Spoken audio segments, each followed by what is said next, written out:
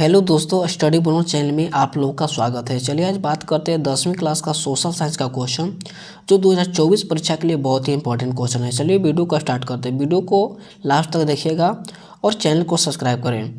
आपको लिए बहुत ही मेहनत करते हैं, कृपया चैनल को सब्सक्राइब करें। पहला नंबर प्रश्न है कि यंग यूरोप की स्थापना किसने की थी।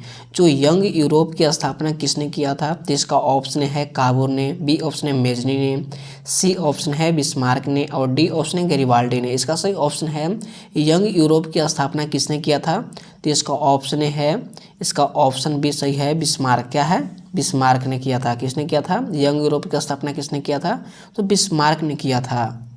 दूसरा नंबर प्रश्न है कि यूनान के स्वतंत्रता संग्राम। दूसरा नंबर प्रश्न है कि यूनान के स्वतंत्रता संग्राम में किसका पराजय हुआ था, तो इसका ऑप्शन है रूस की, बी ऑप्शन है तुर्की की, सी ऑप्शन है यूनान की और डी ऑप्शन है फ्रांस की। इसका सही ऑप्शन है दूसरा का बी यानी यूनान की। इसका सही ऑप्शन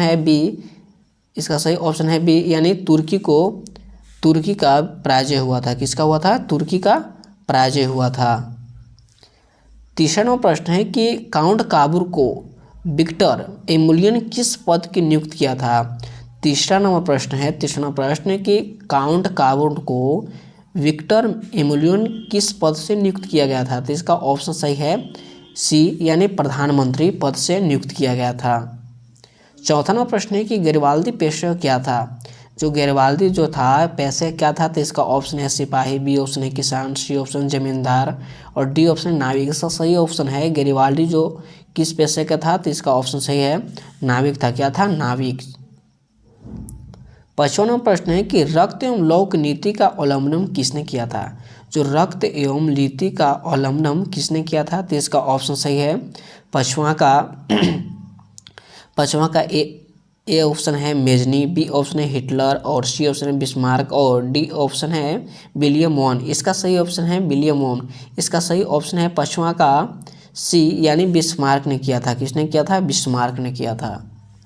छठा नंबर प्रश्न है कि जर्मन राइन राज्य का निर्माण किसने किया था। जो जर्मन राइन राज्य का निर्माण किसने किया था, छठा नंबर प्रश्न है, तो इसका ऑप्शन है लुई 18वां ने, बी ऑप्शन है नेपोलियन बोनापार्ट ने, सी ऑप्शन है नेपोलियन तृतीय ने और डी ऑप्शन है बिस्मार्क ने। इसका सही ऑप्शन है छठा का बी। किसने किया था, तो नेपोलियन बोनापार्ट ने किया था।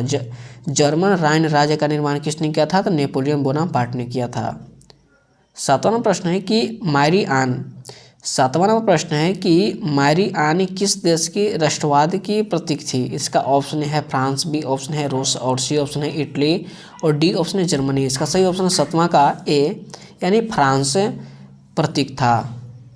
आठवां नंबर प्रश्न है कि 1830 की क्रांति के बाद फ्रांस में किस प्रकार का शासन स्थापित हुआ, तो इसका ऑप्शन आठवां का ऑप्शन सही है। आठवां का ऑप्शन ए यानी निरंकुश राजतंत्र। क्या है? यानी आठवां प्रश्न था कि 1830 की क्रांति के बाद फ्रांस में किस प्रकार का शासन स्थापित हुआ, तो इसका ऑप्शन सही है पहला यानी निरंकुश राजतंत्र। क्या है? निरंकुश राजतंत्र। नौवां प्रश्न है कि सेडान युद्ध में किसका पराजय हुआ था। जो सेडान युद्ध जो हुआ था उसमें किसका पराजय हुआ था, तो इसका ऑप्शन सही है नौवां का सी यानी ऑस्ट्रेलिया को पराजय हुआ था। 10वां प्रश्न है कि किस युद्ध के बाद जर्मनी का एकीकरण पूरा हुआ था, तो इसका ऑप्शन सही है 10वां का डी यानी सीडान युद्ध। क्या है? सीडान युद्ध के बाद जर्मनी का एकीकरण पूरा हुआ था। 11वां प्रश्न है कि हंगरी की भाषा क्या थी। जो हंगरी की भाषा क्या थी, तो इसका ऑप्शन सही है हंगरी का भाषा क्या थी, तो 11 का ऑप्शन बी सही है मैग्यार थे। क्या था? मैग्यार। हंगरी का भाषा क्या था, तो मैग्यार था। 12वां प्रश्न है कि यूरोप का मरीज किसे कहा जाता है। यूरोप का मरीज किसे कहा जाता है, तो इसका ऑप्शन है प्रशा को, बी ऑप्शन है ऑस्ट्रेलिया को, सी ऑप्शन है तुर्की को और डी ऑप्शन है ब्रिटेन को। इसका सही ऑप्शन है यूरोप का मरीज किसे कहा जाता है, तो तुर्की को कहा जाता है। किसको कहा जाता है? तुर्की को कहा जाता है। 13वां प्रश्न है कि मेटरनी का पतन किस वर्ष हुआ। मेटरनी का पतन 13वां प्रश्न है कि मेटरनी का पतन किस वर्ष हुआ था? तो इसका ऑप्शन ए है मार्च 1848 ईस्वी में, बी ऑप्शन है अप्रैल 1848 ईस्वी में, सी ऑप्शन है मई 1848 ईस्वी में और डी ऑप्शन है जून 1848 ईस्वी में। इसका सही ऑप्शन है 13 का सी, यानी मई 1848 ईस्वी में मेटरनी का पतन हुआ था। 14वां प्रश्न है कि इटली एवं जर्मनी के एकीकरण के विरोध में निम्न में से कौन था? तो इसका सही ऑप्शन है कि निम्न में कौन था, तो विरोध में कौन था? तो इसका सही ऑप्शन है 14 का, इसका सही ऑप्शन है 14 का सी, यानी ऑस्ट्रेलिया था। क्या था? ऑस्ट्रेलिया था। 15वां प्रश्न है कि मेजनी का संबंध किस गठन से था?